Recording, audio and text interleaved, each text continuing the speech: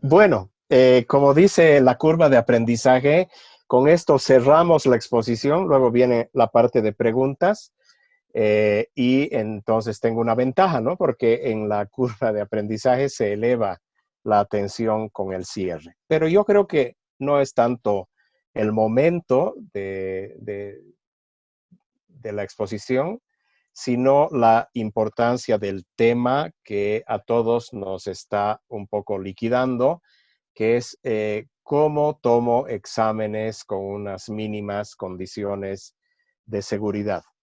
Eh, no sé si los voy a decepcionar, pero creo que vale la pena reflexionar sobre para qué tomamos exámenes, ¿no? O sea, ¿qué medimos con los exámenes? Y eso estoy seguro de que puede ayudarlos a darnos respuestas útiles. Eh, a ver, mm, durante todas mis presentaciones he insistido en que un profesor decide dar, atender una cátedra y debería estar informado sobre dónde está parado en cuanto a lo que tiene que enseñar. Nosotros lo que tenemos como guía son los contenidos mínimos. Entonces, a partir de esos contenidos mínimos, nosotros podemos ver si lo que estamos desarrollando en el estudiante son competencias, perdón, básicas, específicas de la carrera y las transversales que son propias de todos los estudiantes de la UPB, que serían las instrumentales. Aquí tienen ustedes un detalle de lo que pueden ser esas instrumentales, las interpersonales y las sistémicas.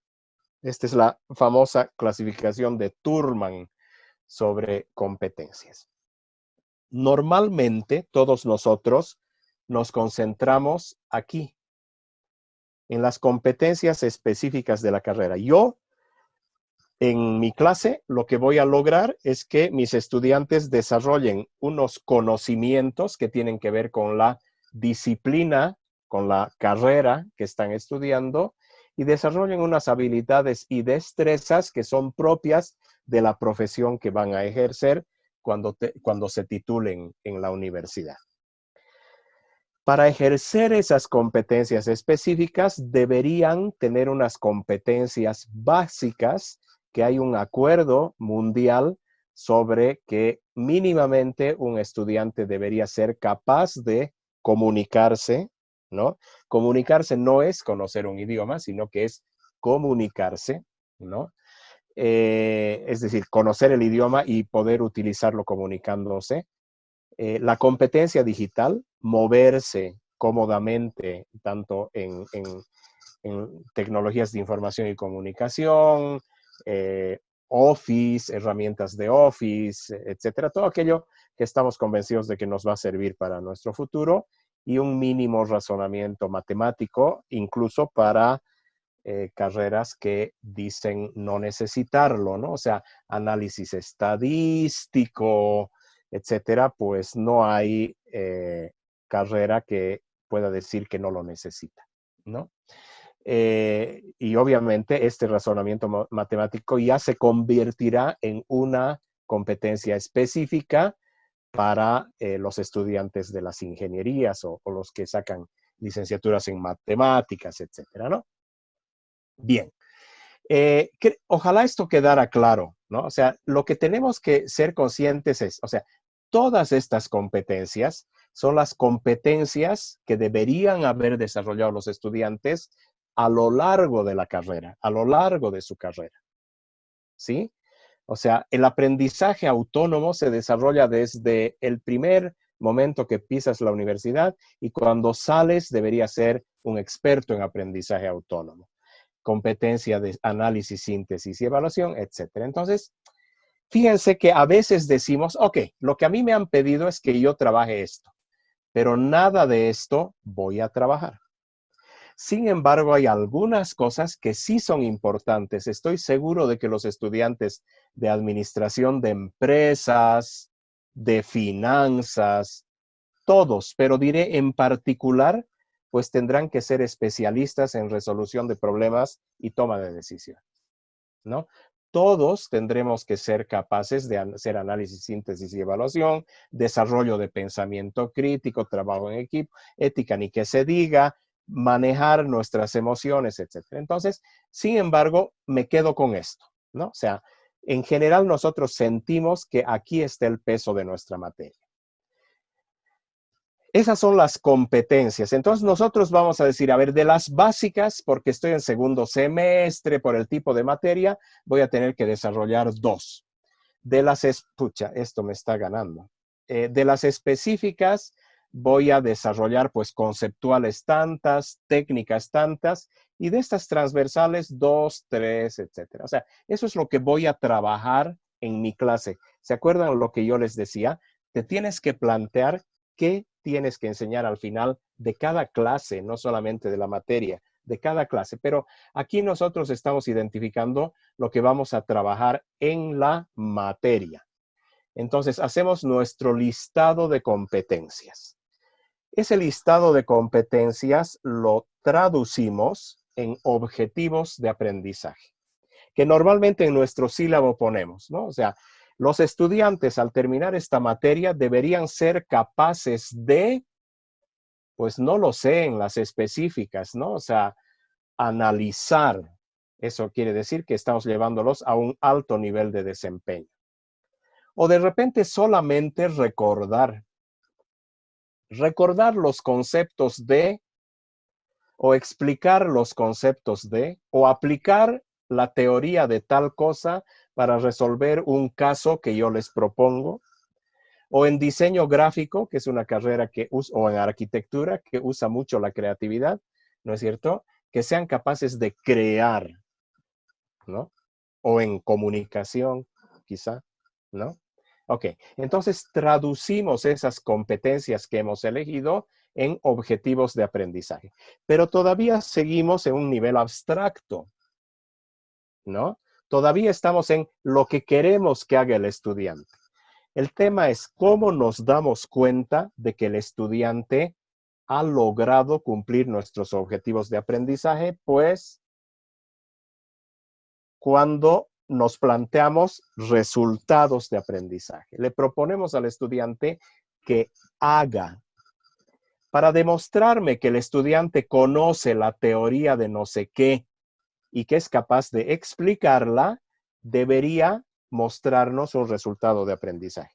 Y ahí más ninguna teoría ha planteado mejor que esto lo que es un resultado de aprendizaje. Es una pregunta de examen. Explique el concepto de, y está. Ese es un resultado de aprendizaje. ¿Para qué me sirve esto? Porque me permite evaluar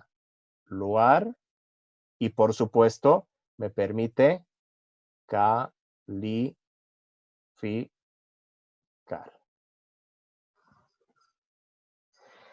Entonces, no sé si se dan cuenta lo que les estoy diciendo. El problema que tenemos son los exámenes. Ok, ¿cuáles son los exámenes que más problemas te causan? Aquellos en los que les pides recordar. Aquellos exámenes en los que les pides memorizar. O aquellos exámenes en los que no has hecho seguimiento a su capacidad de análisis, evaluación o creación a lo largo de la carrera. Es decir, sería imposible que en una carrera de diseño gráfico, en una materia de diseño gráfico, en la que les estamos enseñando lettering, sería imposible que no sepamos cuál es su nivel de aprendizaje de esa herramienta específica si les planteamos directamente una pregunta de examen. Haga esto. Entonces, lo que quiero decir es, como normalmente esto de recordar y explicar debería desarrollarse en la clase y deberíamos estar todo el tiempo, como les decía. O sea, ok, en mi caso, ¿no? Lawrence Kohlberg, ¿no? O sea, los 6 estadios del desarrollo moral. Okay, eso es cada día. Y eso es, José, ¿en qué estadio nos moveríamos si decimos eso? Juanito, ¿en qué estadio? Eso ya no tengo que preguntar en el examen. El examen lo que tiene que hacer es llevarlos a hacer un análisis, una evaluación, resolver un caso, explicarlo en sus palabras, etc. Lo otro, si vamos a movernos por aquí, estamos abriendo las puertas, obviamente, al fraude académico, ¿no? Me queda claro que hay ciertas competencias muy técnicas que se tienen que demostrar escribiendo, ¿no? Entonces, en ese caso, bueno, vamos a ver alguna otra cosita. Para redondear esto, ojalá nos quedara claro. O sea, que quede claro que esto está siendo grabado y por lo tanto lo pueden ver todas las veces que quieran. Y por favor, escríbanme para que lo explique que también y mucho mejor todas las veces que quieran. Identificamos a qué competencias básicas vamos a colaborar desde nuestra materia para el desarrollo de los estudiantes. Escribimos los objetivos de aprendizaje. El estudiante debe aprender esto hasta un nivel en el que pueda aplicar, analizar, evaluar, crear, lo que quieran, ¿no es cierto? Y luego les escribimos sus preguntas de examen. Ahora, el gran problema de nuestros estudiantes es que no saben cómo calificamos, ¿no? Y esto se convierte en un ejercicio de supervivencia. Por eso es tremendamente importante el uso de rúbricas, ¿no? Y la rúbrica no es otra cosa que decirle al estudiante lo que esperamos de él respecto a alguna actividad de la clase que vamos a calificar. En mi caso, es la participación en clase, que si pueden ver, tiene que ver con el dominio teórico, y eso le da un 30% de la calificación. Tiene que ver con su capacidad de manejo, de razonamiento, de manejo comunicacional, etcétera, ¿no? O sea, todo ello, o sea, cuán bien maneja sus argumentos. Tiene que ver con el desarrollo del carácter moral. Mi materia es ética, ¿no? O sea desde una persona que tiene muy claros sus valores y los expresa en su argumentación y toma de decisiones, hasta una persona que presenta serios fallos morales, ¿no? Y finalmente, yo mido también, porque la ética es conducta, el modo en el que se comporta en la clase, ¿no es cierto? O sea, si colabora a ella, etcétera. O sea, la rúbrica, o sea, le permite al estudiante primero saber cómo lo estoy evaluando. Entonces, yo le voy a decir, mira, hoy día estás bajo el promedio. Hoy día tu argumentación ha sido lógica, pero está por debajo del promedio de la clase. Parece que has comprendido algunas ideas básicas de la teoría y nada más, ¿no? Entonces, ahí el estudiante dirá, no, yo quiero subir a 80. ¿Qué tengo que hacer? Pues haz esto, ¿no? Entonces, la rúbrica, estimados colegas y estimadas colegas, es tremendamente importante. Entonces, no sé, o sea, ¿dónde quiero ir? En la educación a distancia, lo que está recomendado para las evaluaciones es, primero, la evaluación diaria del estado de avance. Y ahí, dependiendo el número de estudiantes que tenemos, el tipo de materia que tenemos, etcétera, al menos deberíamos hacer un control diario de qué estudiaste antes de entrar a la clase y qué has aprendido para después de la clase. Herramientas tenemos muchas. Bueno, muchas. Tenemos algunas que pueden servir. Yo recomendaría, sobre todo para las clases en las que estamos desarrollando razonamiento, análisis, etcétera, que los estudiantes siempre escriban un portafolio, ¿no? O sea, que puede ser incluso utilizando Survey y SUPB en la modalidad de texto. ¿Qué aprendiste hoy? ¿Qué fue lo más importante que aprendiste hoy? ¿Para qué crees que te va a servir? Pónmelo en 150 palabras. ¿Sí? Entonces, eso ya nos dice más o menos por dónde van. lo que quiero llegar, o sea, si les hacemos un seguimiento diario, o sea, les digo, el portafolio, los tests son lo más común.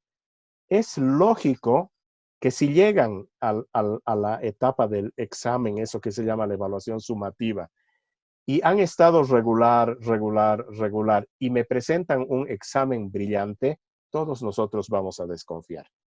Ahí deberíamos darnos mi recomendación, un tiempito, y lo deberíamos advertir en el examen de que el docente puede pedir una defensa de examen. Entonces se los llama a los estudiantes, se graba el examen para que no haya ninguna queja ni mucho menos, ¿no es cierto? Y el estudiante tiene que defender el examen que ha presentado. Y para la defensa del examen que ha presentado hay que tener, sería recomendable tener una rúbrica, ¿no? O sea, domina los temas que no sé qué, asocia los temas de la materia, etcétera, ¿no? Entonces, en ese caso, pues sí. En otras cosas, yo entiendo que estamos haciendo maravillas. Hay profesores, sobre todo en el área matemática, que están dividiendo grupos, están pidiendo un celular que filme las manos y una cámara que filme la cara, y ahí vamos viendo si es que realmente estás trabajando, etcétera. Hay una aplicación que se llama exam.net, una página web que es gratis hasta fin de año, donde puede ser interesante también que la experimenten. Algunos de nuestros profesores la han experimentado ya, que en el momento en el que el estudiante empieza a dar su examen, se bloquea toda la computadora. Evidentemente, aumenta muchísimo las posibilidades de control.